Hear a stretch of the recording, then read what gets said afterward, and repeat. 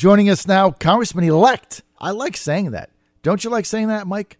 Congressman-elect Denver Riggleman from the 5th District of Virginia. He's a Republican, only one of 4 Republicans remaining in the Virginia House of Representatives House Caucus. Denver, great to have you. Good morning. Yeah, I'm not in London yet. Maybe one day. Maybe one day I'll be in London. I know. I got a little mixed up there. Friend. Sorry about that. No, it's hilarious. I know, right? Denver Riggleman, not in London. He's in Southside Virginia. So, Denver, let's just walk us through the festivities last week, inauguration. Tell us what happened. Well, I mean, the whole orientation from beginning to end was pretty incredible. Very packed schedule.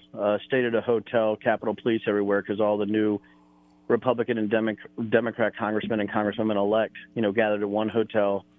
Massive schedules, whether it's ethics training, office training, picking your office equipment, resumes, interviews, the amazing amount of information that you had to get about voting, voting cards, passports, which we get a special passport, all your credentials, the background checks.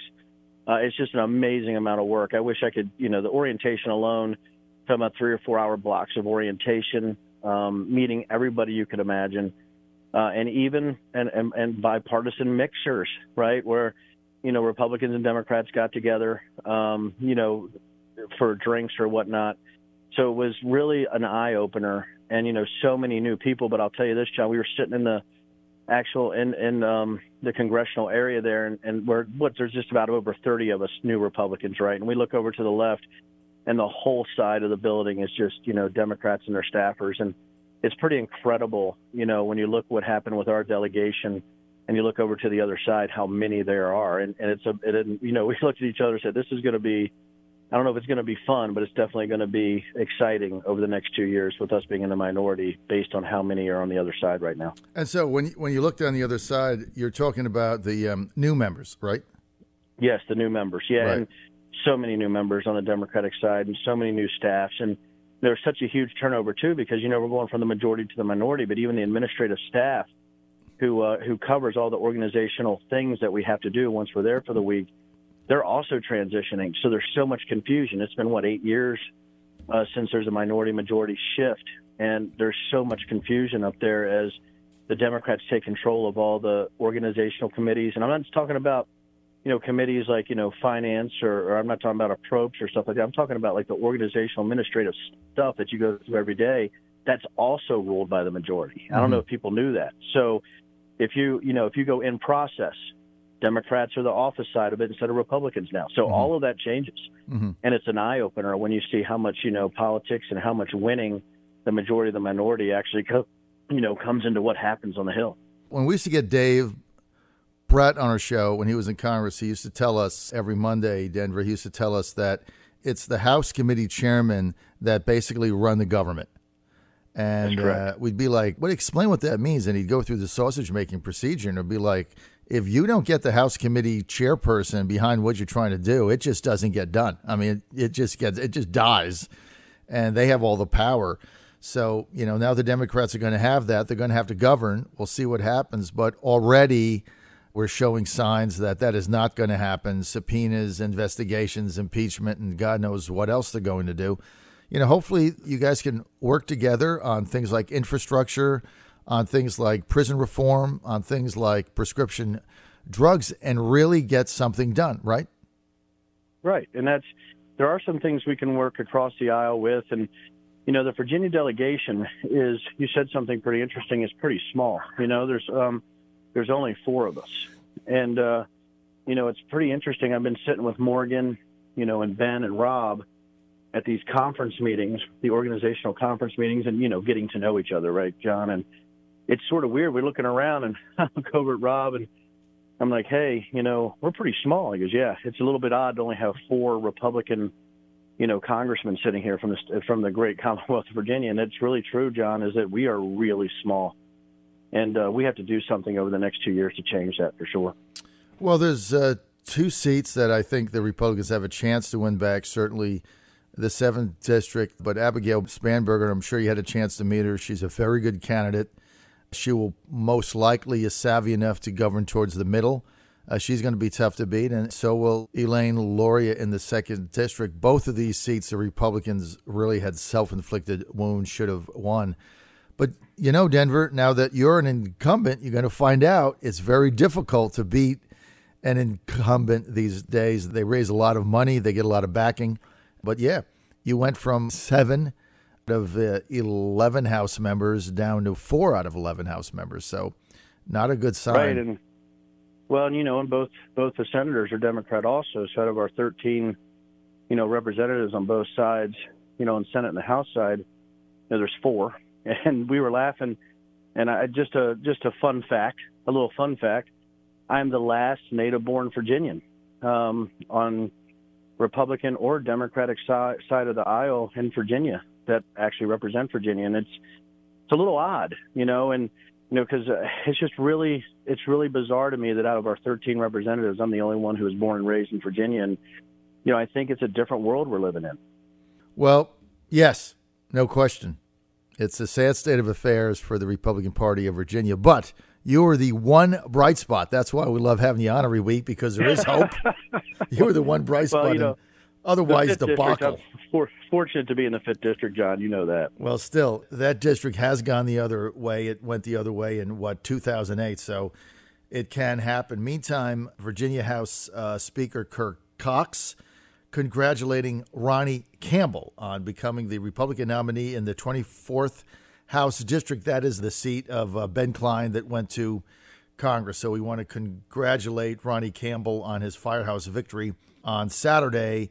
And he is an overwhelming favorite to win that special election on December 18th and to get seated in the House of Delegates for Virginia.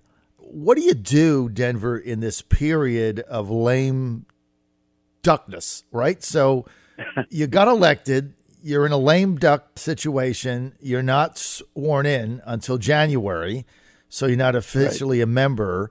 You've got a month and a half. What do you do? Well, I mean, it's office setup now. I mean, we have our district offices, our federal offices.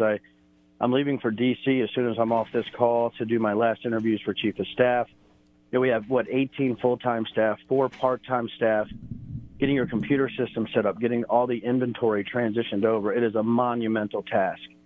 Trying to do seamless constituent services, getting the case files, you know, organized. It's been a lot to learn, and there's so much work involved.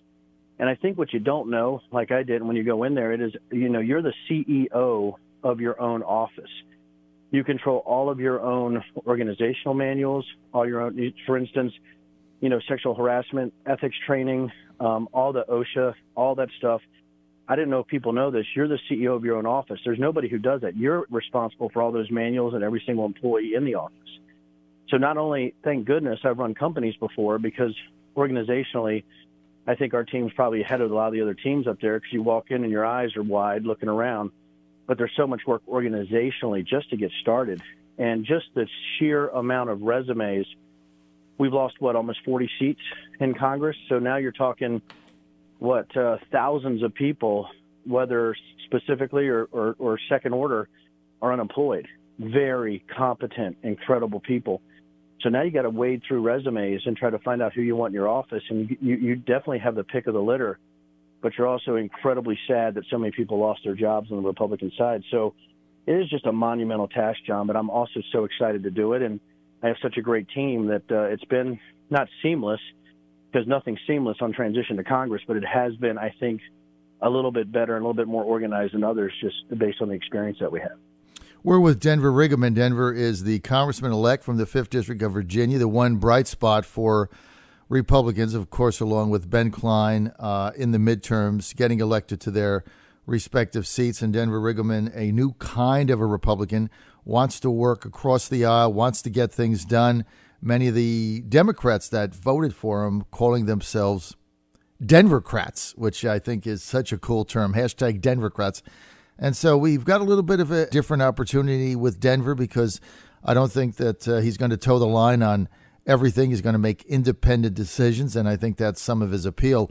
Denver, going forward, what would be really interesting to our audience is if you could explain to us how many positions, full-time positions, you actually have allocated, both in D.C. Sure. and across your district. Like, how does that work? So you got more or less nine on the D.C. staff and about 9 on district staff. With 4 part-time staff, you can allocate to the federal side. You have your funds, your government funds, and that's really your cap. So you have complete autonomy, not only to identify who you want in those positions, whether it's a district director down here, or your chief of staff, or your legislative director, or your legislative assistants, or your scheduler, or your administrative assistant. All salary identification and what those salaries are is up to me. And that's what's amazing. So 18, 9 and 9, and then you have 4 part-time government staffers that you can hire also for liaison work or whatnot. So it really is, it's 22 people, 18 full-time, 4 part-time, within a budget of about $1.4 million. So, some of these people only make $35,000 to $45,000 a year as legislative assistants. They're doing it for love of country, and to move up and to start a career here. So it's really incredible. You are setting up a small company to support your constituency of 730,000 people, and you have to do it within a budget, and a fairly tight one for those amount of people, because also out of that government funds, all your copying, sending letters, all that comes out of your MRA. So it's pretty amazing, John. You have to budget, you have to be efficient, right? And you have to ensure that the people that you get are right for the job, and they get compensated enough so they can live at least a decent life, and all those things come into play as you go forward. Right, because it's also a never-ending job, right? It's not a 9-to-5 job for the majority of these people. They're in there a long time, especially, people like your communications director. I mean, they're on call 7 days a week, 365. So what happens so that as the congressman-elect, you basically have discretion over salary? So if you wanted to pay whatever you negotiated with the comms director, chief of staff, all that within your total budget, you have total discretion over that, right? That is correct. Yeah, you have caps. Obviously, you can only pay people so much based on the caps in the federal pay system. But within that left-right boundary, John, I can identify that. And it's funny, you talk about comms director 7 days a week. Think about what happened to me Saturday night, right? I get hit on Saturday Night Live again, right? And so the next morning, my phone's blowing up on a Sunday, right? And we have to start to react to Saturday Night Live. So, I mean, those are that's 7 days a week, right? That you have to react to things, have fun with things. But, you're right, John. This is not a 5-day-a-week job. This isn't Monday through Friday, 9 to 5. This is 24/7. And I really do now appreciate the amount of strain and work, that our Congress people are under going forward every day. Denver, I missed the Saturday Night Live episode. Can you share with us what happened? Oh, yeah, they had somebody playing me reading Bigfoot erotica. And so much fun, right? It never ends. And, after the attacks that we had, the first time those attacks happened to me, they cripple you. It's like you get shot in the stomach. But now you sort of shrug. And so I tweeted back at him I just said that my first act in Congress is to pass a bill to make Saturday Night Live funny again. And if they want to mess with me on the humor side, I'm happy to. They can have every Saturday Night Live writer they want. Right. But if they want to mess with me, just know if you're going to mess with the bull, you're going to get the horns. And, so that's what I worked, for that morning, was to get a tweet out, and also, a little bit of press, and to have some fun with Saturday Night Live, because their skit was not good. If you're going to make fun of me, be funny. That's all I ask. If you're going to try to skewer me, do it in a way that makes me laugh. Right. Because if you can't make, because I have a pretty good sense of humor. So if Saturday Night Live wants to come after me, do it in a good way. Don't half-ass it, right? Go forward and get do it like they did. So do it like they did. Do it like they did to Sean Spicer, which was absolutely some of the funniest skits they ever had when Spicer was there. I mean, it's tough to get mad at them when they're funny. When they're not funny, it becomes a hit piece. It's ugly. Well, Jason Sudeikis was, Olivia Wilde's boyfriend, right? Right. And he was on Saturday Night Live. So my guess is there are some phone calls because they're still mad they lost. And that's fine. But if you're going to come at me, be funny. Right. Be clever. Right. Don't cash it in, because Saturday Night Live's talent level, I think, has gone down pretty mightily. And, we just need some better talent on there if they're going to come after me, because I'm going to come after them if they do that, if they're not funny. Well, I'm going to call them out for being not funny. It's going to be a lot of fun for me and my listeners. We're going to live vicariously, Denver, through your congressional seat. You're going to be our eyes and ears and windows to the world, and we appreciate that and appreciate all you do. And, of course, the other thing, I've only got a half a minute, but you got to find a place to live up there. That's the other thing. I do. You know, I have some people trying to convince me to be an office dweller, too. No, don't do it. You know. Don't do it. It's so funny. Don't do it. Don't do it. That's my advice to you.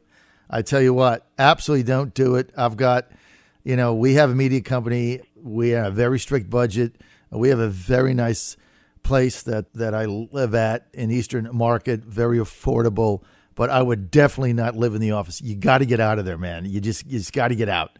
But that's just my advice. You're probably right. I don't know how well I'm going to like, sleeping on a futon in my office. I don't know if that's really you need to get out of there, clear your head, and go put the TV on, or have a cigar outside.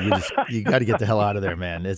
I always tell people the best thing about me being in D.C. during the week is Friday afternoon when I get the hell out. John Fredericks Radio Network.